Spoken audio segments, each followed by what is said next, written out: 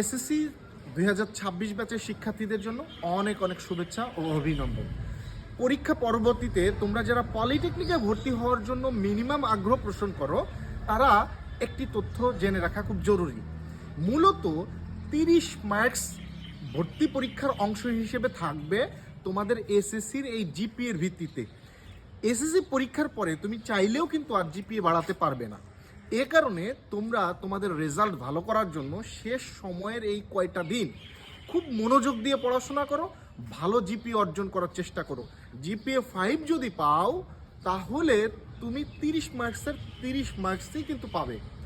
এই জন্য তুমি সর্বোচ্চ চেষ্টা করো যে তোমার রেজাল্ট ভালো থেকে ভালো করার।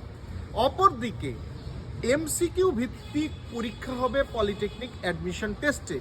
তুমি যদি এসএসসির এই সময়গুলোতে মনোযোগ দিয়ে পড়ো এবং ভালোভাবে পড়ো এবং এই বইগুলোকেই তুমি পরবর্তীতে সংরক্ষণ করো, এটা তোমার পলিটেকনিক ভর্তি প্রস্তুতির ক্ষেত্রে অনেক বেশি সহায়ক হবে।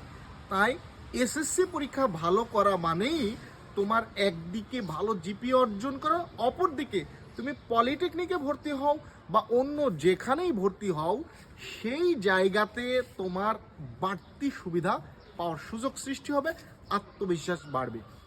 তাই শেষ সময়ে আবারও তোমাদেরকে অভিনন্দন এবং শুভেচ্ছা জানিয়ে শেষ করছি এই ভিডিওটি। অনেক ভালোভাবে অনেক মনোযোগ দিয়ে পড়ো। বিশেষ করে অভিভাবক যারা আছেন তারা এই বিষয়গুলো আরও বেশি সচেতন হবেন। আর আপনারা আপনাদের সন্তানদেরকে যদি কারিগরি শিক্ষায় পড়াতে চান, সেক্ষেত্রে আপনারা তাদের পরীক্ষা চলাকালীন সময়ে পলিটেকনিকে বা ডিপ্লোমা ইঞ্জিনিয়ারিং পড়ার সুবিধা অসুবিধাগুলো নিয়ে নানাবিধ তথ্য জানেন। তারপরে আপনি ডিসিশন নেন এইটা আপনার জন্য বেস্ট হবে, আপনার সন্তানের জন্য বেস্ট হবে, নাকি আপনার জন্য জেনারেলটা বেস্ট হবে।